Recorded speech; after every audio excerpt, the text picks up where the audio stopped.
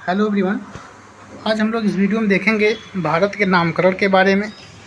इसके अलावा हम लोग देखेंगे इतिहास के प्रमुख स्रोत और विदेशी इतिहासकारों के बारे में हम सभी लोग इस वीडियो में देखेंगे। तो शुरू करते हैं। भारत का नामकरण। भारत ऋग्वेद के वर्जन से पड़ा था। सप्तसैन्य प्रदेश ऋग्वेद जिंद अवस्था के 7 नदियों के नाम पर, हिंदुस्तान फारस के इतिहास, इंडिया यूनानियों और चीनी जो है चुआनथु यूनुत के द्वारा। तो आगे हम लोग यहाँ से शुरू करते हैं। भारत का नाम भारत ऋग्वेद के भरत जन के नाम से पड़ा था। फिर देखिए, भारत का नाम ऋग्वेद के भरत जन के नाम से पड़ा था। ऋग्वेद फारस के जिंद अवस्था ग्रंथ से भारत के लिए सप्तसैन्य प्रदेश का नाम मिलता है। ऋग्वेद एवं फारस के जिंद अवस्था ग्रंथ से भारत के लिए सप्तसैन्य प्रदेश का नाम मिलता है। 7 नदियों के नाम पर मिलता है। इसमें नदी है सरस्वती है, सिंधु है, झेलम, चिनाब, रावी, ब्यास और सतलज है। ठीक है, इन 7 नदियों के नाम पर भारत को सप्तसैन्य प्रदेश कहा जाता था। और भारत को हिंदुस्तान नाम फारस के इतिहासकारों ने दिया था। इन्होंने सिंधु प्रदेश के स्थान पर हप्त यानी हिंदू शब्द का प्रयोग किया था। हिंदू शब्द का प्रयोग किसने किया था?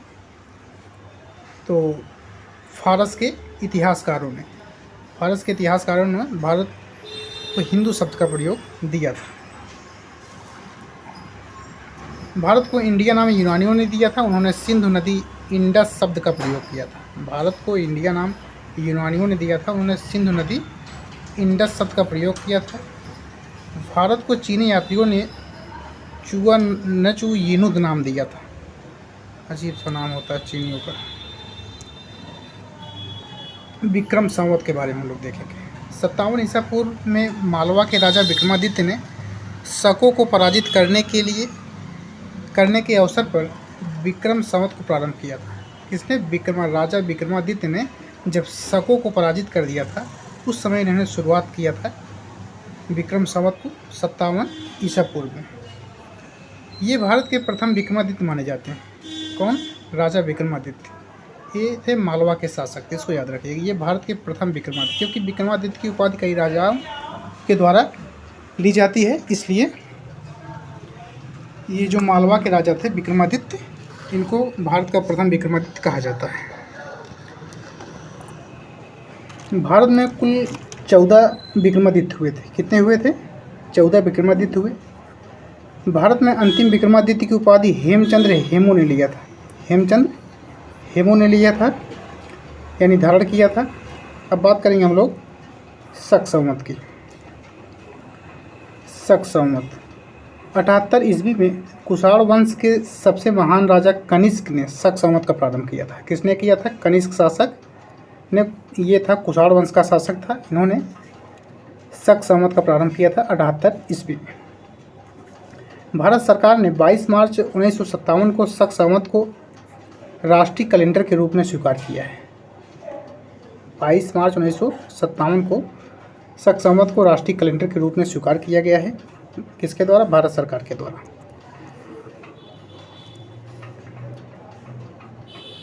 अब हम लोग बात करेंगे हिजरी संवत की बात करेंगे। ठीक, 622 ईस्वी में मोहम्मद साहब अपनी जन्मस्थली मक्का को छोड़कर मदीना चले गए थे। उसी वर्ष इस्लाम में हिजरी संवत का प्रारंभ माना जाता है। हिजरी संवत इस्लाम का राष्ट्रीय संवत है। ठीक है, हिजरी संवत जो है इस्लाम का राष्ट्रीय संवत है।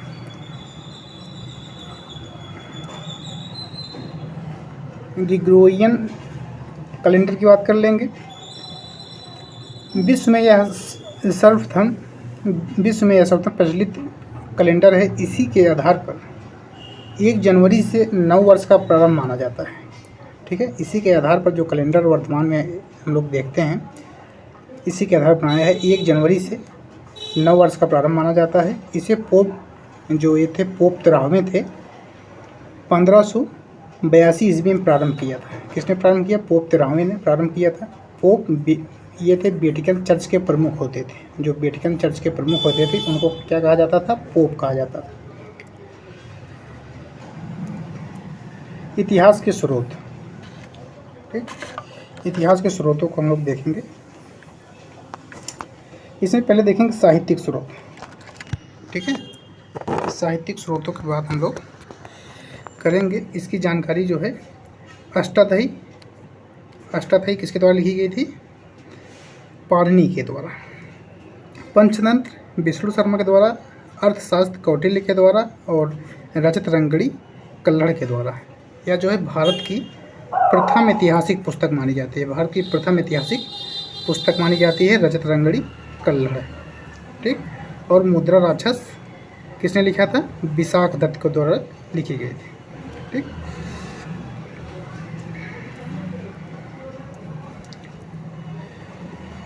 और हर्षचरित बाणभट्ट के द्वारा लिखी गई थी, ठीक है। अब हम लोग देखेंगे पुरातात्विक स्रोतों के बारे में। इसमें बात करेंगे मुद्रा का और अभिलेखों का, ठीक है। मुद्रा के अध्ययन को न्यूमिस्मैटिक्स कहते हैं। भारत में प्रचलित प्रथम मुद्रा पंचमार्क यानी आहत मुद्रा कहलाती है। जो भारत में प्रचलित प्रथम मुद्रा थी उसको आहत मुद्रा कहा जाता था। भारत में सर्वप्रथम लिखित एवं सोने की मुद्रा हिंद यवन यानी यूनानी लोगों को कहा जाता था, उन्होंने चलाई थी। इसने यूनानी लोगों ने प्रथम लिखित मुद्रा जो सोने की हुआ करती थी सर्वप्रथम यूनानियों ने चलाई थी। अब हम लोग बात करेंगे अभिलेख के बारे में, ठीक है। अभिलेखों के अध्ययन को एपिग्राफी कहा जाता है। विश्व का प्रथम अभिलेख तुर्की के स्थित बोगच गोई अभिलेख है। बोगच गोई अभिलेख है कौन सा? यह है तुर्की में। भारत का पढ़ा जाने वाला प्रथम अभिलेख अशोक का अभिलेख था, जिसे सन 1837 ईस्वी में जेम्स प्रिंसप ने पढ़ा था। किसने पढ़ा था? जेम्स प्रिंसप ने पढ़ा था। कब? 1837 में।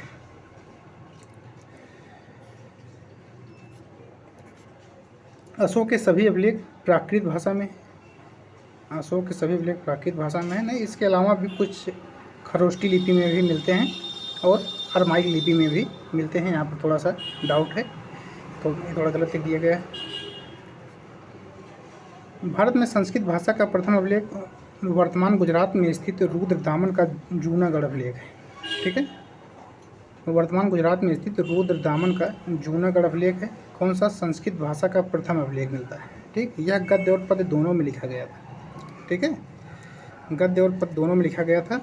कौन सा? जूनागढ़ अभिलेख। विदेशी विवरण की बात हम लोग कर लेते हैं। इसमें यूनानी विवरण की बात करेंगे, चीनी विवरण की बात करेंगे और अरबी विवरण की बात करेंगे, ठीक है। सबसे पहले बात करेंगे यूनानी विवरण की। हेरोडोटस यह एक विदेशी इतिहासकार था। इसने हिस्टोरिका नामक पुस्तक लिखी थी। इसी पुस्तक में भारत का फारस के साथ संबंध का उल्लेख मिलता है। और यहाँ पर देखो, नोट करने वाली बात है, भूगोल को टालमी ने लिखा था। मतलब भूगोल कोई पुस्तक लिखी थी टालमी के द्वारा, ठीक है। इसको नोट कर लीजिए। सिकंदर के साथ आने वाले इतिहासकार, ठीक। इसको हम लोग देख लेते हैं। हेरोडोटस जो था हिस्टोरिका नामक पुस्तक लिखा था, ठीक है। अब हम लोग बात कर लेंगे सिकंदर के साथ आने वाले इतिहासकार कौन कौन थे। इसमें था निरियाकस था, एरिस्टोबुलस था और ओनिक्रिस्टस था, ठीक है। ओनिक्रिस्टस था। 3 इतिहासकार थे। इन तीनों ने भारत के विषय में जानकारी दी, ठीक है। अब यहाँ बात कर लेंगे मेगास्थनीज की। मेगास्थनीज कौन था?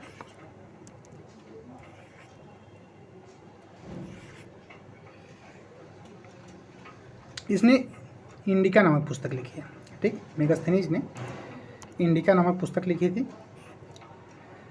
यह चंद्रगुप्त मौर्य के दरबार में आया था। जो मेगास्थनीज था यह चंद्रगुप्त मौर्य के दरबार में आया था। सेल्यूकस निकेटर का राजदूत था, ठीक है। सेल्यूकस निकेटर का राजदूत था। अब बात करेंगे हम लोग प्लिनी के बारे में। यह नेचुरल हिस्ट्री नामक पुस्तक लिखा था।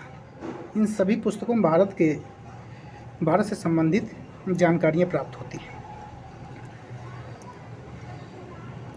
अब देखेंगे चीनी विवरण। 4 प्रमुख यात्री चीनी जो थे वो भारत आए थे। इसमें पहला था फाहियान था। पहला कौन था? फाहियान 399 ईस्वी में आया था। ठीक है, फाहियान जो है 399 ईस्वी में आया था। किसके शासनकाल में? तो ये आया था गुप्त साम्राज्य के समय, चंद्रगुप्त विक्रमादित्य के शासनकाल में। कब आया था? चंद्रगुप्त विक्रमादित्य का जब शासनकाल था, गुप्त वंश का साम्राज्य था उस समय, तो आया था। इसका नाम क्या था? फाहियान था 399 ईस्वी में। इसको याद रखिएगा। यह भारत में कुल 14 वर्ष यानी 399 से लेकर 415 ईस्वी तक रहा। ठीक है, सॉरी यहाँ पर कुछ गड़बड़ है यार, शायद 301 है यहाँ पर, कुछ ऐसा डाउट लेकर आएगा। ठीक है, शुंग वंश 518 ईस्वी में आया था। 518 ईस्वी में आया था। अपने 3 वर्षों में यह बौद्ध धर्म की प्राप्तियाँ एकत्रित की थी। शुंग यन जो था 518 ईस्वी में आया था। इसने बौद्ध धर्म की प्राप्तियाँ एकत्रित की थी। फेनसोंग क्या है? 629 से 645 ईस्वी में। इसे प्राचीन यात्रियों का राजकुमार कहते हैं। यह हर्षवर्धन के समय में आया था। यह 15 वर्षों तक भारत में रहा था। ठीक है, फेनसोंग जो था 629 में 645 तक ये भारत में रहा था। इसे यात्रियों का राजकुमार कहते हैं। हर्षवर्धन के समय आया था। कितने साल रहा? 15 वर्षों तक भारत में रहा था। इसने जो है भ्रमण वृत्तांत सीयूकी नाम से प्रसिद्ध है। इसकी जो किताब है उसका नाम क्या है? सीयूकी। ठीक है, और यहाँ पर देखेंगे नोट में, मार्को पोलो को मध्यकालीन राजकुमार भी कहा जाता है। ठीक, एक मार्को पोलो था, वो भी आया था भारत में, विदेशी इतिहासकार था, उसको मध्यकालीन राजकुमार भी कहा जाता है। इतिसिंह की बात करेंगे हम लोग, 671 ईस्वी में आया था। यह 7वीं शताब्दी के अंत में भारत आया। इसने अपने विवरण में नालंदा विश्वविद्यालय, विक्रमशिला विश्वविद्यालय और अपने समय में भारत का वर्णन किया है। ठीक है, इसने जो है नालंदा विश्वविद्यालय और विक्रमशिला विश्वविद्यालय का जो वर्णन जो है अपनी पुस्तक में किया है। ठीक है, अब हम लोग बात करेंगे जो अरबी लेखक थे उन सभी के बारे में। ठीक है, इसमें सबसे पहला है अल मसूदी। इसे अरब का हेरोडोटस कहा जाता है। ठीक है, अरब का हेरोडोटस कहा जाता है। अरबों का प्रारंभिक लेखक था। राजपूत वंश के समय आया था। ठीक है, राजपूत वंश के समय अल मसूदी भारत आया था। दूसरा बात करेंगे अल बरूनी की। ठीक है, अल बरूनी की बात करेंगे। यह महमूद गजनवी के साथ आया था। ठीक है, अल बरूनी जो है महमूद गजनवी के साथ भारत आया था। अरबी में लिखी गई उनकी पुस्तक जो है किताब उल हिंद तहकीक हिंद जिसे कहा जाता है। कभी कभी नाम किताब उल हिंद दिया रहेगा या तहकीक हिंद। ठीक है, दोनों याद रखिएगा। इसे कहते हैं भारत की खोज, माने इसमें जो है इस पुस्तक में भारत की खोज के बारे में जो है वर्णन किया गया था, या इसके जो अनुवाद है हिंदी में कहें तो भारत की खोज इसका नाम रहेगा, किताब उल हिंद का। ठीक, यह पहला मुस्लिम था जो भारत के पुस्तकों का अध्ययन किया था। यह पहला मुस्लिम था जो भारत के पुस्तकों का अध्ययन किया था। अब हम लोग बात करेंगे इब्न तूता के बारे में। ठीक है, इसके द्वारा अरबी भाषा में लिखा गया था यात्रा वृत्तांत, जिसे रिहला कहा जाता है। रिहला, ठीक है, किसके द्वारा लिखा गया था? इब्न तूता के द्वारा। मोहम्मद बिन तुगलक ने उसे दिल्ली का काजी या न्यायाधीश नियुक्त किया था। ठीक है, किसके समय में आया था? ये आया था मोहम्मद बिन तुगलक के समय में।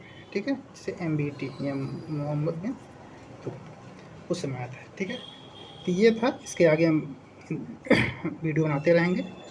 फिर मिलते हैं एक नए वीडियो में। धन्यवाद।